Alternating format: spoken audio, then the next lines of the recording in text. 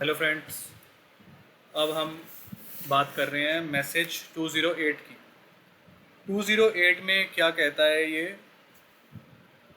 कहना चाह रहा है कि जो आपका जो एरर है, invalid object name sales order detail के अंदर एरर है। सेल्स ऑर्डर डिटेल के अंदर एरर का कहने का मतलब है कि जो आपने टेबल का नाम जो आप यूज़ कर रहे हो, यानी कि जो ऑब्जेक्ट का नाम आप यूज़ कर रहे हो वो गलत है। ठीक है, आप अगर हम उसे ठीक करेंगे तो ये रेक्टिफाई होगा। ये कहीं भी हो सकता है, ये प्रोसीजर के अंदर भी हो सकता है, फंक्शन के अंदर भी हो सकता है, कर्सर में हो सकता है। मतलब जितने भी हम अपनी फंक्शनैलिटीज़ यूज़ करते हैं वहाँ सब पे अगर इस तरीके का मैसेज आता है तो हमें अपनी टेबल के नाम को स्पेसिफाई करना है या उसके ऑब्जेक्ट्स को स्पेसिफाई करना है। अगर वो हम उसको आइडेंटिफाई करते हैं तो हम उसको नलीफाई कर सकते हैं। अब हम यहाँ देखें तो सेल्स ऑर्डर जो है वो मेरी टेबल के अंदर है। ठीक है, मतलब मेरी एक सेल्स ऑर्डर के नाम से टेबल है, लेकिन फिर भी ये एरर दे रहा है। क्यों? क्योंकि जो ओरिजिनल जो मेरा डोमेन है, मेरा स्कीमा है, वो मेरा डीबीओ नहीं है, वो मेरा स्कीमा है सेल्स। सेल्स स्कीमा होने की वजह से, मेरा ना होने की वजह से यहाँ पे मेरे को इनवैलिड ऑब्जेक्ट नेम बता रहा है। ठीक है, तो स्कीमा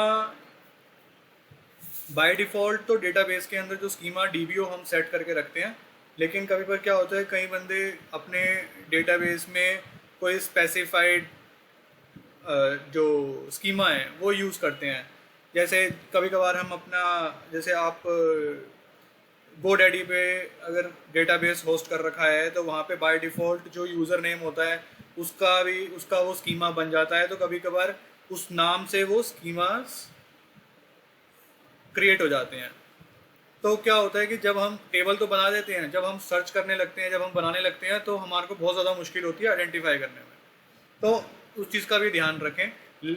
अगर हम बात करें इस एरर के बारे में, तो ये एरर कहना सिर्फ यही चाहता है कि जो आपने टेबल का नाम यूज़ किया हुआ है वो गलत यूज़ किया हुआ है, या मतलब किसी भी चीज़ जो यहाँ पे नाम यूज़ किया है वो गलत यूज़ किया है। अगर हम उसे ठीक करें तो ये एरर सही हो जाएगी। जैसे अगर मैं यहाँ पे 1 भी कर देता हूँ तो भी वो सेम ही एरर रहेगी, अलग नहीं होगी। तो अगर मैं इसको इसके साथ करता हूँ तो ये बिल्कुल परफेक्ट रन होता है, कोई एरर नहीं आती है। ठीक है, तो इसी के साथ आपको समझ में आ गया होगा कि 208 कैसे रिजॉल्व होना है। Okay, thank you.